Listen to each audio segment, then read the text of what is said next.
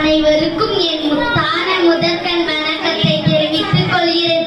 தண்ணி கரியில்லா பெருந்தலைவர் படிக்காத மேதை கல்வி கண் திறந்தவர் தென்னாட்டு காந்தி. தமிழகத்தில் பொற்கால ஆட்சியை நடத்தி காட்டிய ஒரு மானக்கர்ம வீரர் காமராஜர் அவர்களை பற்றி பேச போகிறேன். காமராஜர் 1903 ஜூலை மாதம் 15ஆம் தேதி விருதுநகரில் பிறந்தார். இவருடைய தந்தை பெயர் குமாரசாமி, தாயார் சிவகாமி அம்மையர் ஆவர். இவர் தன் குடும்ப சூழ்நிலை காரணமாக இளம் வயதிலே தன் படிப்பை நிறுத்திவிட்டார். செய்தித்தாள்களை படித்ததும் தலைவரின் சொற்பொழிவுகளை கேட்கும் அரசியல் அறிவையும் நாட்டுப்பற்றையும் வளர்த்துக் கொண்டார்.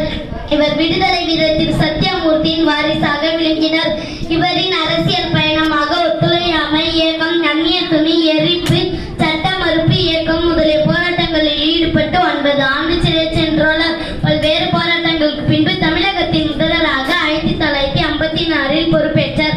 பின்னர் லால் பகதூர் சாஸ்திரி, இந்திரா காந்தி ஆகியோருக்கு பிரதமரை அரியணை ஏற்றி தான் ஒரு கிங் மேக்கர் என நிரூபித்தார். இவரை அனைவரும் கர்ம வீரர், படிக்காத மேதை, ஏழை பங்காளர், பெருந்தலைவர், தென்னாட்டு காந்தி, தமிழகத்தில் ஏழை பங்காளர், தென்னாட்டு காந்தி, கல்வி கண் திறந்த காமராஜர், கிங் மேக்கர் என பல சிறப்பு பெயர்களால் அழைக்கப்படுகிறார்.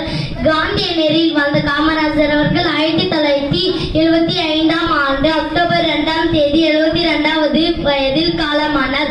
1976ஆம் ஆண்டு இந்திய அரசின் மிக உயரிய விருதான பாரத ரத்னா விருது வழங்கப்பட்டது. மனிதருள் மாணிக்கத்தை, கல்வி கண் திறந்த கடவுளை காலம் முழுவதும் நினைத்து போற்றிடுவோம், அவரின் வழி நடப்போம். நன்றி, வணக்கம்.